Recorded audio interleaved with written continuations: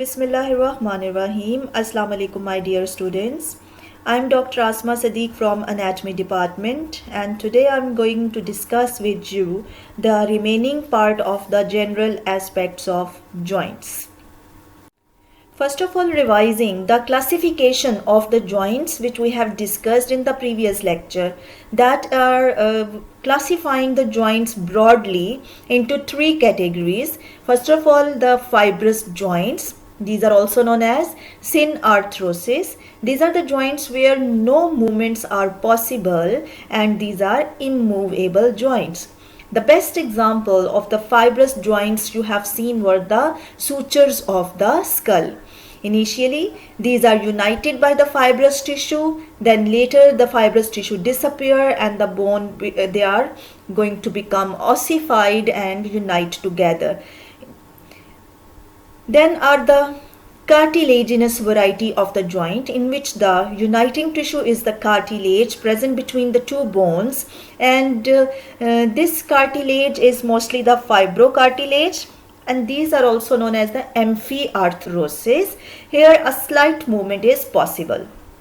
The third category is the synovial variety of the joints, where they have the cavity in between these joints. These joints are diarthrosis, and we also label them the cavitated joints. These two, the synarthrosis and the amphiarthrosis, are the solid variety of the joints. These are non-cavitated. Here no joint cavity is indicated and present. But in the synovial joints, these are diarthrosis and these are cavitated joints, having the joint cavity lined by the synovial membrane, and lubricating agent is the synovial fluid. So they allow the free range of the movements. They are freely mobile joints. In the previous lecture, we have discussed the fibrous joints in detail. Now moving on to the detail of the cartilaginous variety and the synovial. Coming to the cartilaginous variety of the joints, and the cartilaginous joints, here you have seen that the uniting tissue in between the two bones is the cartilage, and these are further classified into two subtypes. Number one is the primary cartilaginous joints, also known as synchondrosis. These are temporary joints. And the secondary cartilaginous joints, known as symphysis. So you have classified the cartilaginous joints into the synchondrosis and symphysis. The synchondroses are the joints which are the temporary cartilaginous joints, as you have seen the costochondral joints, which is between the costal cartilages and the ribs. These joints are of the temporary variety, except for the first rib. This first rib and its joint with the sternum, that is the permanent type, but rest all of the costochondral junctions or the joints, these are of temporary variety. Then is the permanent cartilaginous joints, which are the symphysis, as you have seen this pubic symphysis. In between this cartilage, that is a fibrocartilage that is joining the two pubic bones together here, known as pubic symphysis, and the joint which is formed in between the vertebra because of the presence of these intervertebral discs. These are the intervertebral joints. Both of these variety, they allow a bit or a slight movement on these joints, but the So the primary cartilaginous joints, which are the synchondrosis, here the bones are joined by a plate of hyaline cartilage. These joints are very strong, but they are immobile, and these are of temporary nature, as the cartilage, they are going to disappear and it is going to become ossified in later ages. The examples of the synchondrosis are the one which you have seen already many times during the general aspects of the bone. That is a joint which is present between epiphysis and diaphysis in the growing bone of the children because of the presence of intervening hyaline epiphyseal cartilage, which is a growth plate. So the presence of the growth plate between epiphysis and diaphysis is making that union of the parts of these two bones together. So that is also the temporary variety in which after the puberty that epiphyseal cartilage become ossified and is replaced by the bony tissue. So that is the temporary variety. Then the costochondral junction, the joint between the costal cartilages and the rib you have seen, and there are certain bones in the cranial cavity in the skull which are also showing that primary cartilaginous variety of the joints, which we label they are the cranial synchondroses. So here you are going to see that this is the one which is the growing bone, and here you have seen this epiphyseal or growth cartilage is present between the epiphysis and diaphysis, making that union. So here we can see that this is the epiphysio-diaphyseal primary cartilaginous joint, which is of temporary variety, as later when the bone has attained its final growth after puberty, this cartilage is replaced by the bony tissue as it is going to become ossified.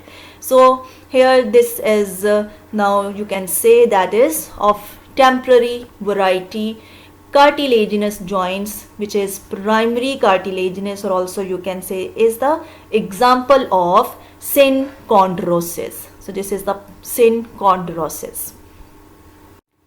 Next here you have seen again, this is the picture of epiphysio-diaphyseal union through this epiphyseal cartilage, and here this is the costochondral joints between the costal cartilaginous and ribs, which by the advancing age they are also going to become disappear.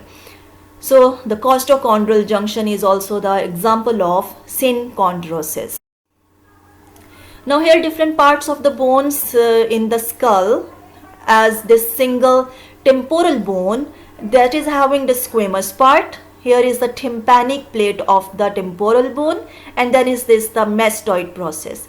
Initially they have their own separate primary ossification center. Also inside in the cranial cavity you will see there is a petrous part of the temporal bone, but later this union, which is between the different parts of this bone, is through the cartilage, that is hyaline cartilage. Later this cartilage disappear and it is going to become a single piece of a bone. So that is the cranial synchondrosis, in which different part of a single bone which are going to have their different primary ossification center, not different, you can say the separate primary ossification centers. Then when they are going to grow to their final development, they are going to become unite through the ossification of the intervening hyaline cartilage, which is a union between different parts of these bones. So not only the temporal bone, different parts of the sphenoid bone that has the here you can see its greater wing, then on the inner side in the cranial cavity is the lesser wing of the sphenoid bone, and its different parts, they are also unite initially by a hyaline cartilage, but later that disappears and making a single bone. So that is again the primary cartilaginous temporary variety joints known as cranial synchondrosis. So the secondary cartilaginous joints, which you say is the symphysis, the articular surfaces of the bones are covered by the hyaline cartilage, and they are united by a middle piece of a disc of a fibrocartilage. These joints are of permanent variety, as their cartilaginous disc never disappear, it retains throughout the life. So these are of permanent variety. The thickness of the fibrocartilage is directly related to the range of the movement at these joints, as these are slightly movable joints, with the deformation or changes in the cartilage present in between these joints can allow a slight movement at these joints. So here the examples are the pubic symphysis and the intervertebral joints which are between the bodies of the vertebra through intervertebral fibrous disc.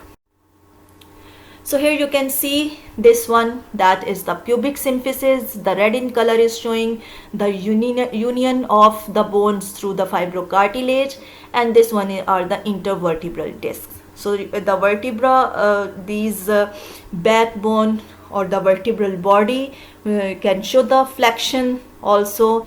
During the parturition and the childbirth, there is the expansion of these bones also. So here the movement that is making these joints the secondary cartilaginous permanent variety, which are symphysis. Now moving to the very important classification of the joint, that is synovial joints. These synovial joints are very important for examination point of view, and in many times in university question there are the question on the synovial joints like what are the characteristic feature of the synovial joints, give the classification of the synovial joints with example. So please do the synovial joints very carefully, and also make it a 4-star question on your book, as this is very important for examination point of view. The synovial joints are known as diarthrosis or the cavitated joints, which are having the joint cavity, and the typical characteristic features for our typical synovial joints are: number 1, there is the articular cartilage, the cartilage which is covering up the articular surfaces of the joints. And in the gross anatomy, as you have done so far with the shoulder joint, and I hope you have seen, the head of the femur and the glenoid cavity is covered by the hyaline articular cartilage.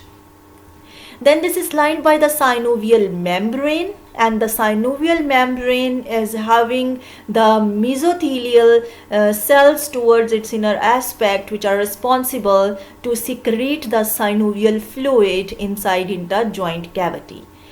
It is covered all around by the fibrous capsule, and outside there are the ligament, which are the more strengthening connective tissue components, and these ligaments are most of the times present outside the capsule, called extracapsular ligaments, but in some joints there are intracapsular ligaments are also present, which are present inside the joint cavity and giving the stability to the joint from inside.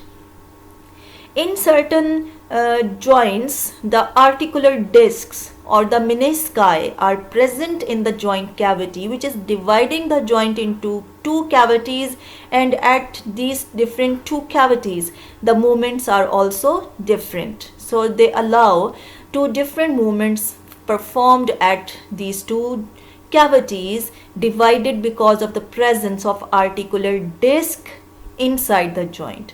And also the menisci, mostly seen in the knee joint. These are the fibrocartilaginous structure. Both of the articular discs and menisci are fibrocartilaginous structure. These menisci are also strengthening. Now here you can see all the structures which are typically seen in the synovial joint. Now this one inside, that is a joint cavity. So there is a bit distance between the 2 bones which are participating in the articulation or in a joint formation. So number 2, these are the hyaline cartilage. The hyaline cartilage, which is the articular cartilage that is surrounding the articular surfaces of the bones which are participating in joint formation. It provides the smooth, glistening and lubricated surface for the movements of 2 bones to gather against each other. Due to the elastic and compressible nature of the articular cartilages, they act as a shock absorber. So the main function of these articular cartilage is that they are the shock absorber component in the synovial joints, where it allows the free movements. They are freely mobile joints. Then there is, you have seen initially in the previous lectures, I already told you that the cartilages, these are the avascular structure. They are not having their own blood vessels, so these are responsible for their nourishment from the epiphyseal blood vessels, which are giving the nutrition to the cartilage by diffusion, and also the inner aspect of the bone, which is towards joint cavity, they receive its nutrition from diffusion of the synovial fluid. Number 2, these articular cartilages, these are insensitive to any pain or any stretch, as they have no nerve supply. So these are going to be insensitive structure. So they are avascular and insensitive. Then there is the fibrous capsule, you can see from all around, which is attached to the articular surfaces, articular lines of the proximal and distal bones, which are making the articulation. This is the fibrous capsule. It joins the this fibrous capsule, it surrounds the synovial joints just in the form of cuff, and these fibrous capsule are going to unite the two bones together also, and they are helping in the strength of the joints. Then there is a synovial membrane. That synovial membrane, here you can see this one, that brown in color. This synovial membrane are the structure which lines the inner aspect of the fibrous capsule. So these are present to the inner aspect of fibrous capsule, and the articular cartilages, here the synovial membrane is not present, they are devoid of the synovial membrane. So synovial membrane is only lining the inner aspect of the fibrous capsule. So this, its inner surface of the synovial membrane, that is going to show the mesothelial cells, which are responsible to secrete the transparent thick fluid inside into the joint cavity. We take this terminology from the syn ova. Syn ova means that is just like the egg. So the white of the egg, as you know, the synovial fluid looks like, and it resembles to the white of the egg. So that is a transparent whitish, so a very thick fluid which is going to be present inside the synovial cavity. It lubricates the opposing surfaces of the articular surfaces of the bones, and it provides nutrition to articular cartilage and to the any cartilage which is present inside the joint, as this the articular disc or menisci. So that are the function of synovial membrane. Then outside there are the strengthening ligaments which are present. These are nothing else but they are just the thickening or the bands of the fibrous capsule, which extends beyond the attachment of the capsule, and then they are giving the extra stability to the joints. Whenever there is question regarding the characteristic features of the joints, you have to discuss all of these typical characteristic structures seen in the synovial joints one by one. So first of all, you have seen the articular surfaces are covered by the hyaline cartilage, which is the articular cartilage, and it provides the smooth articular surface to the joint, and also that hyaline cartilages, these are going to act as the shock absorber. And also you have seen they are avascular and insensitive structure. Then is the capsule and the capsular ligament, the fibrous capsules which are surrounding and enclosing the joints, and all the articular surfaces of the bones, just like a cuff or sleeve, and it holds the two bones together. They allow the freedom in the movement, and also they are providing the strength to the joint. And its extension and the bands of the capsule, they are making the ligaments, which are also Then is the synovial membrane that is going to line the inner aspect of the fibrous capsule, and this is going to have the very important epithelial cells towards the joint cavity, which are typical mesothelial cell responsible to secrete the synovial fluid.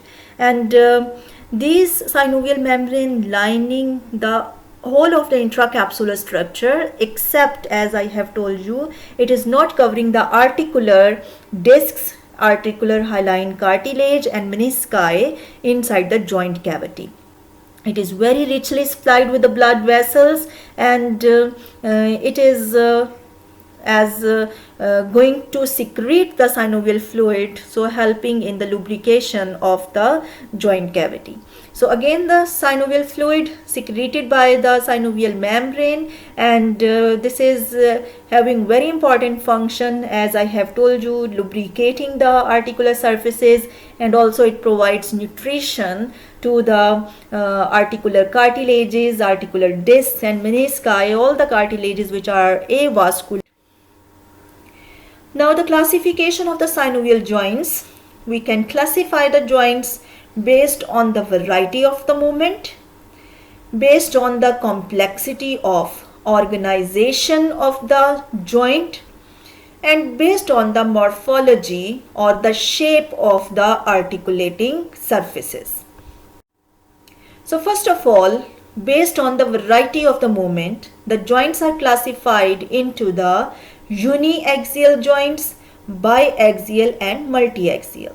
That means the joints are showing movements around different axes.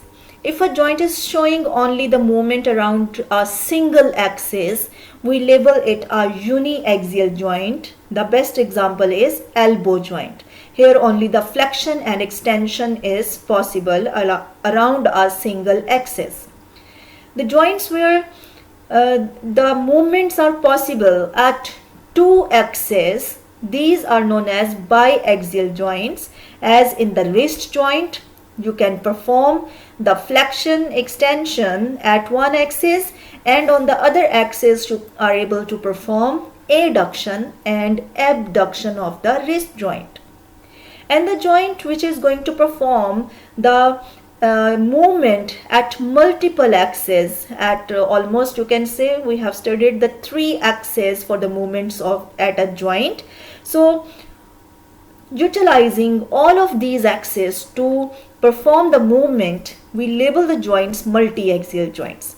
Where is the flexion extension, there is the adduction abduction, and also along the vertical axis you can perform medial and lateral rotations.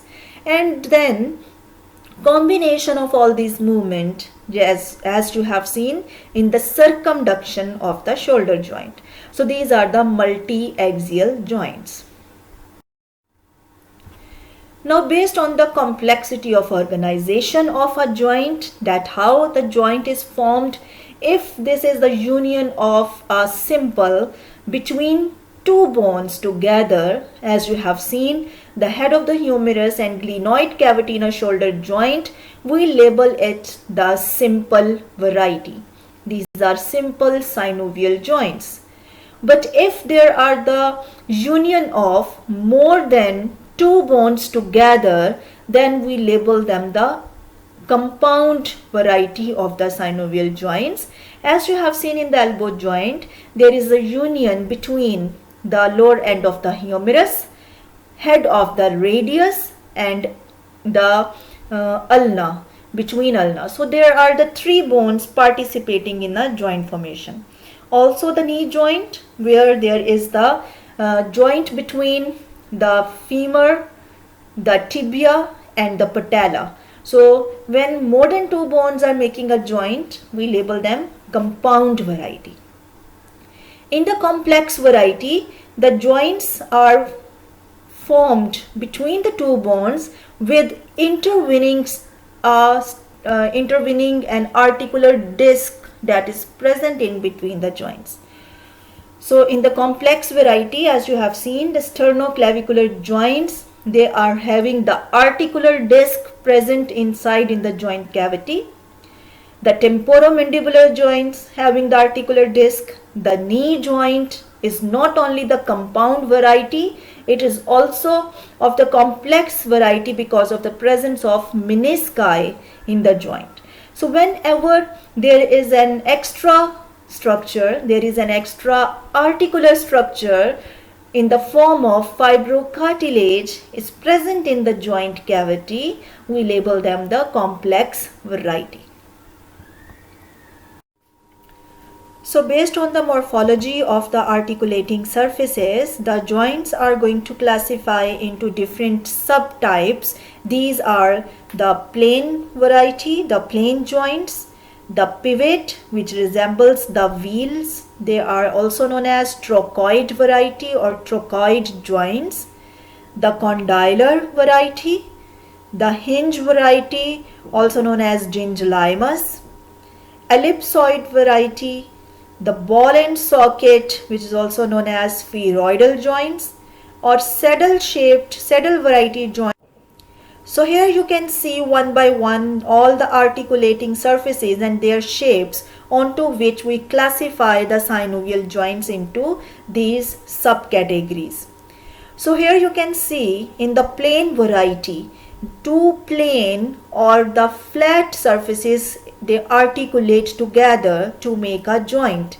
As you have seen in the acromioclavicular joint, here only the gliding sort of movement are possible.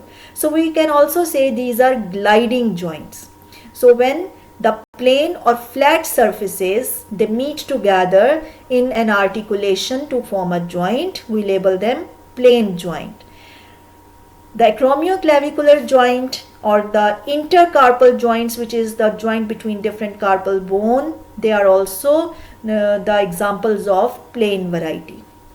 In the hinge variety, the articulating surfaces, they join together in such a way it resembles the hinges of the door, or here as in the laptop you can say that the union, that is concavo-convex surfaces, but they fit in such a way that they just show uniaxial movement. So their movement is around only one axis, and just in the hinges of the door you can just allow to and fro movement there.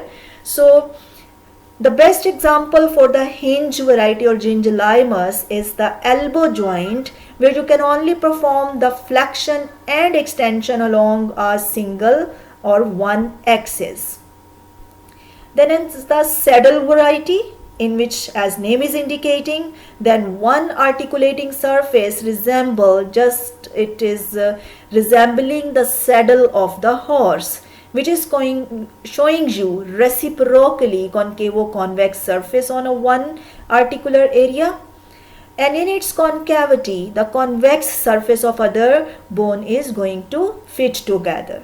So the typical example of saddle variety is first carpometacarpal bone, in which the saddle shape articular surface is that of trapezium, which is the carpal bone, and into which the convex surface of the base of the first metacarpal bone is going to unite together.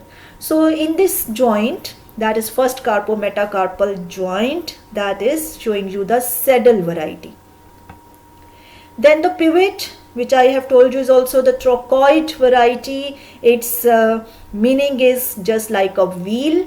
So here a wheel-like osteoligamentous ring is formed, and into which a bony pivot that is going to fit inside this ring-like structure, and either this ring is showing the movement and the pivot is fixed, as in the atlantoaxial joint, where the odontoid process or dents of the axis is going to be present in the osteoligamentous ring by the atlas, that is the first cervical vertebra. In the next slide, that will make your better concept I will show you the pictures.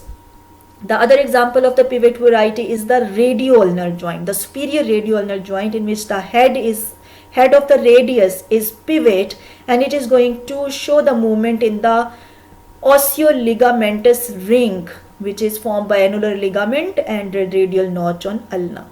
So this is the pivot variety resembling a wheel in which a osteoligamentous ring is formed into which the bony pivot is attached. So either pivot is rotating as in the superior radio-ulnar joint, and that is responsible to perform supination and pronation, or either this ring is rotating as in atlantoaxial joint, where you can perform the movement of the head. You can rotate it either to the left or right when this ring is moving. So they are showing a bit rotatory movement.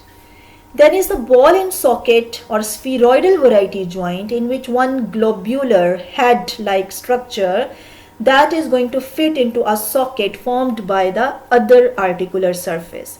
So the head of the humerus fitted into the glenoid cavity of the scapula, making that socket, and in case of hip joint, head of the femur that is fitted into the socket formed by acetabulum. So these are the ball and socket variety. In the condyloid variety, there is the knuckle shape or condyles of two bones. They unite together, giving you the bicondylar or condyloid joints. Best example is the knee joint, where knuckles of or condyles of the femur and tibia articulate to form that knee joint. Also in the temporomandibular joint, that is a typical variety of condyloid variety. But here, as it is showing you the wrist joint, that fall into the ellipsoid variety, which is the concavo-convex shapes of two bones which are going to join together. The convexity of carpal bone fitted into the concave surface of the lower end of the radius, making the wrist joint. So this is a radiocarpal joint that is typically the ellipsoid variety. So these are mostly concavo-convex surfaces which are reciprocally articulate together to form a joint, and these are then categorized according to its shape into these different categories. So these all are synovial joints having cavity and showing the free movements. These are freely mobile joints with different axes of movements. So again showing you the classification of the synovial joints according to the morphology or the shape of the articulating surfaces to make your concept clear. You can see here the plane variety of the joint. In this case, the flat or the plane surfaces of two bones, they are going to articulate together, and here only gliding type of the movement is possible. So you can also say these are gliding joints, as in the acromioclavicular joint, and these are the joints between the ribs and the sternum attached through the costochondral joints. Then are the hinge variety, in which you have seen that this is concavo-convex, but they are just resembling the hinges of the door, and only uniaxial movement is possible, as in the elbow joint.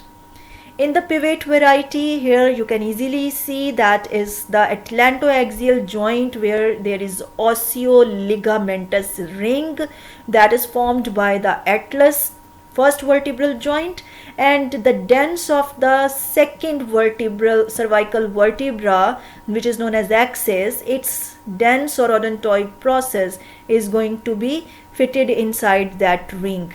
In this case, the ring is rotating, and that pivot-like dens is just a fixed structure, and around it that ring is rotating. These are the pivot variety.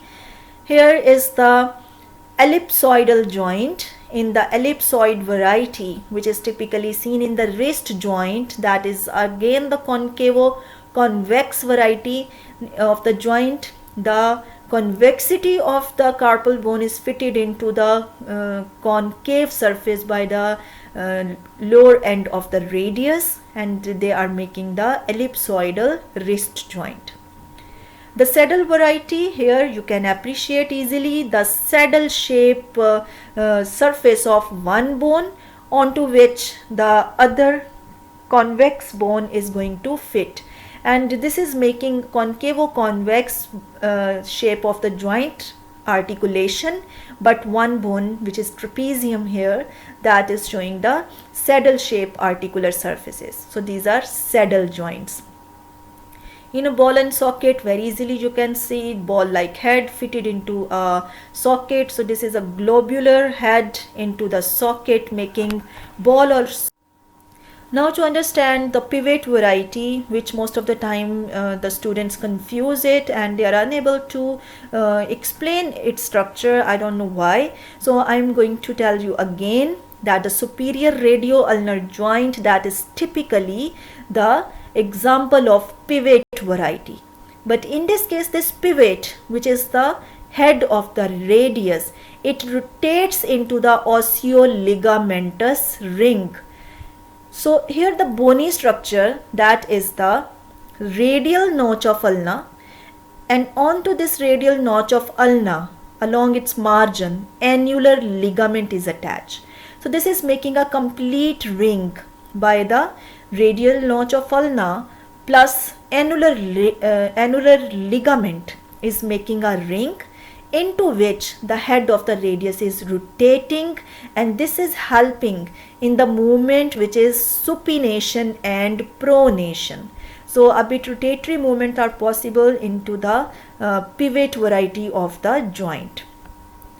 So another case when the ring is rotating but the pivot is stationary, in the atlantoaxial joint, in which the first cervical vertebra atlas is making osteoligamentous ring.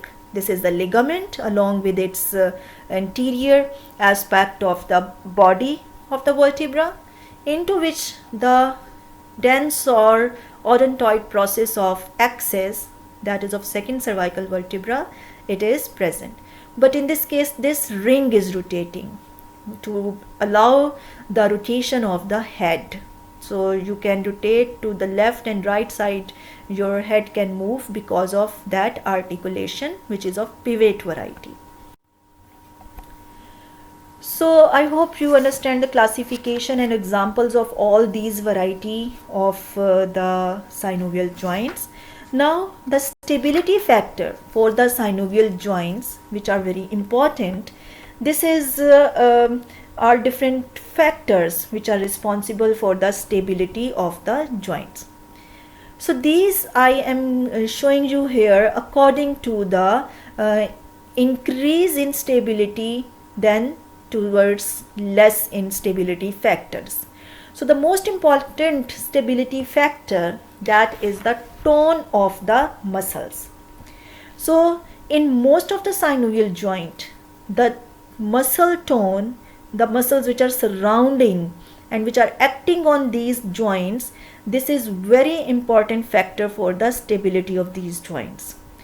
So as you have seen in the shoulder joint, that there the very important stability factor that is provided by the rotator cuff muscles, and along the knee joint as well, there is certain muscles which is making the you can say the ligamentum patelli, you will see, which is a combination of the four vosti muscle present in an anterior aspect of the thigh.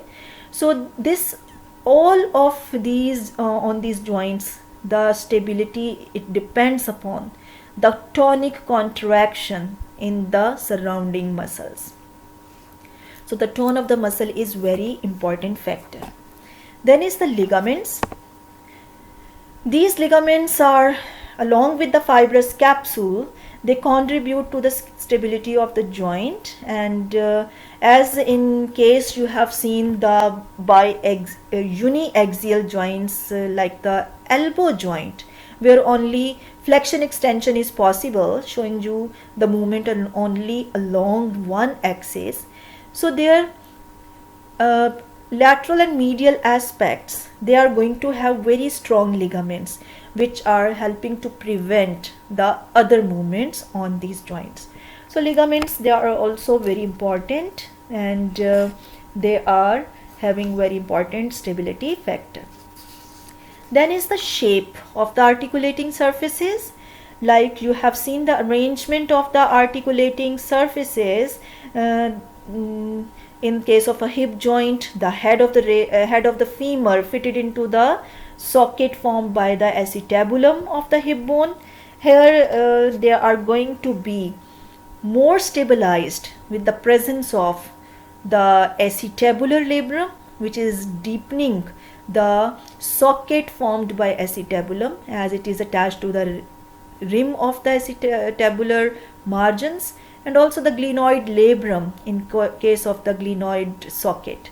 So these are also very important, these arrangements. It has a significant role in case to provide the stability, but that is a very minor stability factor as compared to the tone of the muscles.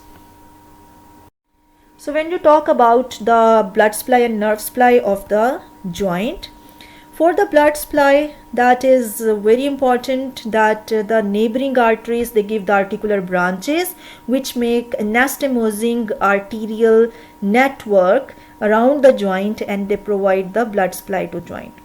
For the nerve supply, the joint that is going to have two types of sensation. Number one, the pain sensation, and number two, the sensation of proprioception, which is regarding the information of the position, the stretch on the capsule, and as well as whenever there is different movements, these stretch like feeling, they are giving the proprioceptive information. So for the nerve supply, the very important is the Hilton's law. So Hilton's law is very important and asked in university question many times, and also asked in Viva. So you must remember the Hilton's law for the nerve supply of the joint, that the nerve which is a sensory nerve supplying the joint and the joint capsule, it also supply the muscles which are acting on these joints and regulating different movement of the same joint, and also the skin over the joint which is along the distal attachment or the insertion of these muscles over these area. The skin is also supplied by same nerve. So according to the Hilton's law, the nerve which is supplying the joint, it also supply the muscle acting on it, and it will also supply the cutaneous innervation to the skin which is covering the insertion site of these muscles. So that is the Hilton's law, and it is very important for. So in the clinical aspects of the joints, you can see that is the dislocation or subluxation of the joint. Dislocation is the condition in which the bones taking part in articulation, they get completely out of its socket. So there is a complete dislodgement of the bones which are making the articulation in a joint, that is dislocation. But if it is partial or incomplete dislocation, you can say just a bit, there is a slipping of the bones from the socket, that is known as subluxations. The inflammation of the joint is known as arthritis. There are different conditions which can lead to the inflammation of the joints or arthritis. As in autoimmune disease, you can say there is the rheumatoid arthritis. This is one of the variety of autoantibodies produced in the body, like RA factor you will study later, and these are responsible for the rheumatoid arthritis. So that is the autoimmune disease. Osteoarthritis is the age related changes which is leading to the degenerative joint disease, and in this condition all the weight bearing joints, they are most commonly affected, and it is characterized by the degeneration of the articular surfaces and the articular cartilage of these bones and joints. They are associated with the formation of bony osteophytes. So in osteoarthritis, the articular margins and the surfaces, they are showing degeneration, and the articular cartilage that represents the formation of bony osteophytes in that cartilage. The septic arthritis, as name is indicated, this is because of any infection, like this can be the bacterial infection. Mostly the streptococcus, they are responsible for septic arthritis, but it can be viral as well.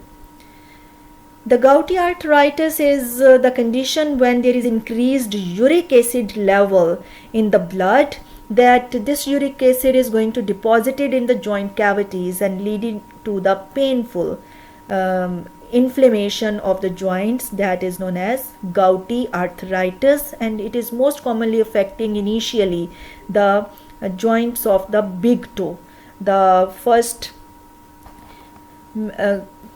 metatarso.